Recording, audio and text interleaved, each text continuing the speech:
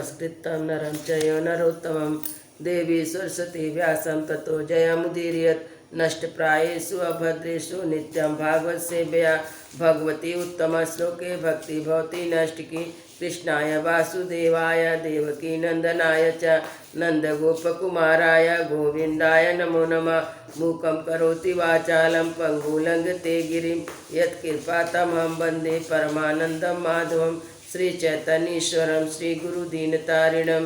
श्रीमद्भागवत महापुराण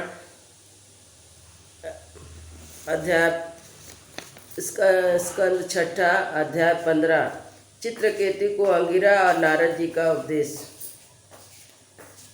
सुखदेव जी कहते हैं, परीक्षित राजा चित्रकेतु शोकग्रस्त होकर मुर्दे के समान अपने मृत पुत्र के पास ही पड़े हुए थे। अब अंगिरा महर्षि और देवर्षि नारद उन्हें सुंदर सुंदर युक्तियों से समझाने लगे। उन्होंने कहा, राजेंद्र, जिसके लिए तुम इतना शोक कर रहे हो वह बालक इस जन्म का और पहले के जन्म में तुम्हारा कौन था? तुम कौन थे और अगले जन्म में भी उसके तुम्हारा क्या संबंध होगा? जैसे जल के वेग से बालू के कण एक दूसरे से जुड़ते हैं और बिछुड़ते रहते हैं, वैसे ही समय के प्रभाव से प्राणियों का विमिलन और बिछोह होता रहता है। राजन, जैसे कुछ बीजों से दूसरे बीज उत्पन्न होते और नष्ट हो जाते हैं, वैसे ही भगवान की माया से प्रेरित होकर प्राणियों से अन्य प्राणी उत्पन्न होते और नष्ट हो जाते हैं। राजन, तुम और हम लोग के साथ इस जगत में जितने भी चराचर प्राणी वर्तमान हैं, वे सब अपने जन्म के पहले नहीं थे और मृत्यु के पश्चात नहीं रहेंगे। इससे सिद्ध है कि इस समय भी इसका अस्तित्व नहीं है, क्योंकि सत्य वस्तु तो सब समय एक ही सी रहती है। भगवान ही समस्त प्राणियों के अधिपति हैं। उनमें जन्म मृत्यु आदि विकार बिल्कुल नहीं है। उन्हें न किसी की इच्छा है, किसी से इच्छा है न अपेक्षा। वे अपने आप परतंत्र प्राणियों की सृष्टि कर लेते हैं और उनके द्वारा प्राणियों की रचना, पालन और संहार करते हैं। ठीक वैसे ही जैसे बच्चे घर घरौंदे खेल खिलौने बना कर बिगाड़ते रहते हैं। परीक्षित, जैसे एक बीज से दूसरा बीज उत्पन्न होता है, वैसे ही पिता की देह द्वारा माता की देह से पुत्र की देह उत्पन्न होती है। पिता, माता और पुत्र जीव के रूप में ही देही और बाह्य दृष्टि से केवल शरीर है। उनमें देही जीव घट आदि कार्यों में पृथ्वी के समान नित्य है। राजन, जैसे एक ही मृतिका का रूप वसुता घटत्व आदि जाति और घट आदि व्यक्तियों का विभाग केवल कल्पना मात्र है, उसी प्रकार यह देही और देह का विभाग भी अनादि और अविद्या कल्पित है। श्री सुखदेव जी कहते हैं, राजन, जब महर्षि अंगिरा और देवर्षि नारद ने इस प्रकार राजा चित्रकेतु को समझाया बुझाया, तब उन्होंने कुछ धीरज धारण करके शोक से मुरझाए हुए मुख को हाथ से पोंछा और उनसे कहा। राजा चित्रकेतु बोले, आप दोनों परम ज्ञानवान महान से भी महान जान पड़ते हैं तथा आप अपने को अवधूत वेश में छिपा कर यहाँ आए हैं। कृपा करके बतलाइए, आप लोग कौन हैं? मैं जानता हूँ कि बहुत से भगवान के प्यारे ब्रह्मवेत्ता मेरे जैसे विषय आसक्त प्राणियों को उपदेश करने के लिए उन्माद का भेष बनाकर पृथ्वी पर स्वच्छंद विचरण करते हैं। सनत कुमार, नारद,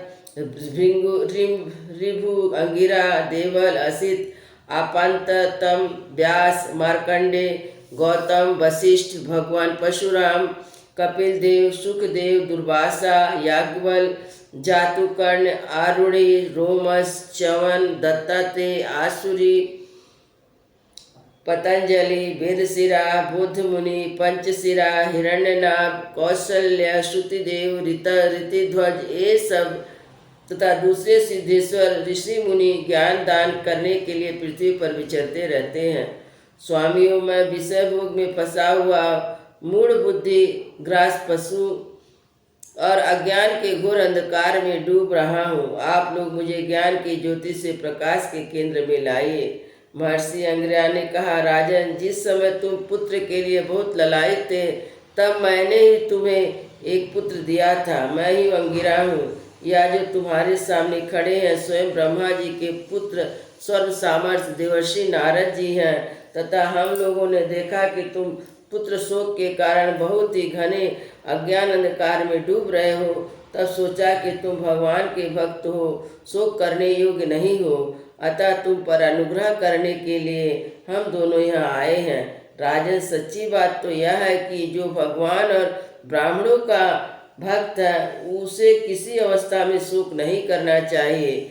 जिस समय पहले पहल मैं तुम्हारे घर आया था उसी समय मैं तुम्हें परम ज्ञान का उपदेश देता, परंतु मैंने देखा कि अभी तो तुम्हारे हृदय में पुत्र की उत्कट लालसा है, इसलिए उस समय तुम्हें ज्ञान ना देकर मैंने पुत्र ही दिया। अब तुम स्वयं अनुभव कर रहे हो कि पुत्रवान को कितना दुख होता है।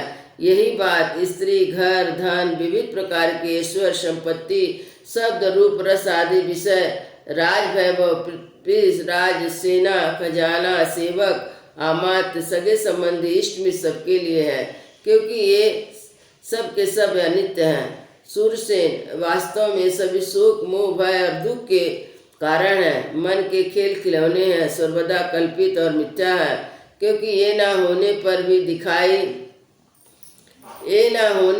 दिखाई पड़ रहे हैं। यही कारण है कि एक क्षण दिखने पर दूसरे क्षण लुप्त हो जाते हैं। गंधर्व नगर, स्वप्न, जादू और मनोरथ की वस्तुओं के समान सर्वदा असत्य हैं। जो लोग कर्म वासनाओं से प्रेरित होकर विषय का चिंतन करते रहते हैं उन्हीं का मन अनेक प्रकार के कर्मों की सृष्टि करता है। जीवात्मा का यह देह तो पंचभूत है, ज्ञान इंद्रिया, कर्म इंद्रिया का संघात है। जीव को विविध प्रकार के क्लेश और संताप देने वाली कही जाती है। इसलिए तुम अपने मन को विषय में भटकने से रोककर शांत करो, स्वस्थ करो और फिर उस मन के द्वारा अपने वास्तविक स्वरूप का विचार करो और इस द्वैत भ्रम में नित्य तत्व की बुद्धि छोड़कर परम शांति स्वरूप परमात्मा में स्थित हो जाओ। देवर्षि नारद ने कहा, राजन, तुम एकाचित्त से मुझे यह मंत्रोपनिषद ग्रहण करो और इस धारणा करने के साथ रात में ही तुम्हें भगवान शंकरशन का दर्शन होगा। नरेंद्र, प्राचीन काल में भगवान शंकर आदि ने शंकरशन देव के ही चरण कमलों का आश्रय लिया था।